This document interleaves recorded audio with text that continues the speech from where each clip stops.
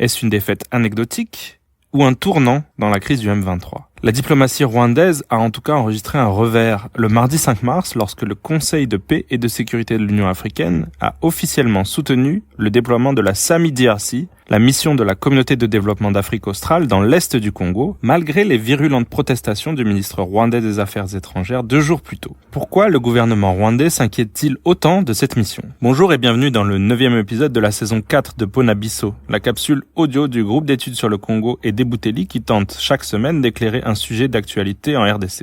Je suis Pierre Boisselet, directeur des recherches sur la violence à Eboutelli, et cette semaine, nous nous intéressons à l'hostilité du Rwanda à l'égard de la mission de la SADC dans l'est de la RDC. Le premier signe officiel de frustration du Rwanda à l'égard de cette mission fut probablement sa lettre au Conseil de sécurité de l'ONU le 12 février dernier. Celle-ci s'indignait des propos du chef du département des opérations de maintien de la paix de l'ONU, Jean-Pierre Lacroix, qui envisageait un appui logistique et opérationnel à la SAMIDRC. Kigali suggérait même que les forces de la SADC agissaient en coalition avec les FDLR, les rebelles hutus rwandais, héritiers aujourd'hui affaiblis des anciennes forces armées rwandaises impliquées dans le génocide des Tutsis de 1994. Le gouvernement rwandais laissait aussi entendre que la SAMIDRC était alliée à des forces étatiques motivées par la haine ethnique contre les Tutsis, voire que cette force pourrait servir à d'éventuels projets de renversement du régime rwandais par les gouvernements congolais et burundais. S'il est vrai que les experts de l'ONU sur la RDC ont documenté la participation des FDLR au combat contre le M23 et l'armée rwandaise aux côtés de l'armée congolaise, les craintes mises en avant par le Rwanda pour contester le déploiement de la SADC semblent nettement exagérées. Surtout, le discours de la diplomatie rwandaise inverse les causes et les conséquences. C'est largement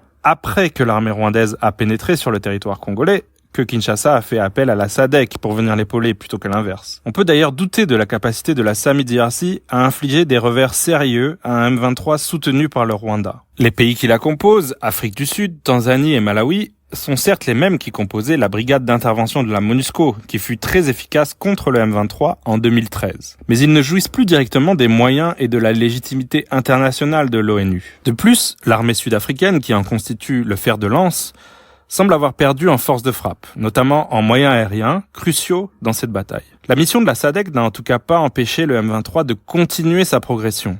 Les rebelles ont encore pris la ville de Nyanzale, sur le territoire de Rutshuru, le 6 mars. Dès lors, comment comprendre cette agitation du gouvernement rwandais à l'égard de ce déploiement ? La très nette dégradation de ses relations avec le Burundi, ainsi que l'entrée de la Tanzanie dans la SAMIDRC, fait que Kigali est aujourd'hui entouré de pays avec lesquels il est plus ou moins en conflit, à l'exception de l'Ouganda, ce qui peut alimenter sa paranoïa. Surtout, la présence de la SAMIDRC pourrait aider Kinshasa à résister à la pression pour ouvrir des négociations avec le M23, solution visiblement souhaitée par Kigali. La contribution de la SADC pourrait finalement être plus politique que militaire. Le Rwanda se retrouve confronté non plus seulement à une armée congolaise critiquable et à des supplétifs qui le sont encore plus, mais aussi à une force qui est officiellement soutenue par l'Union africaine et qui pourrait l'être aussi par l'ONU. Il pourrait devenir plus difficile pour ce pays de justifier son combat sur le territoire congolais.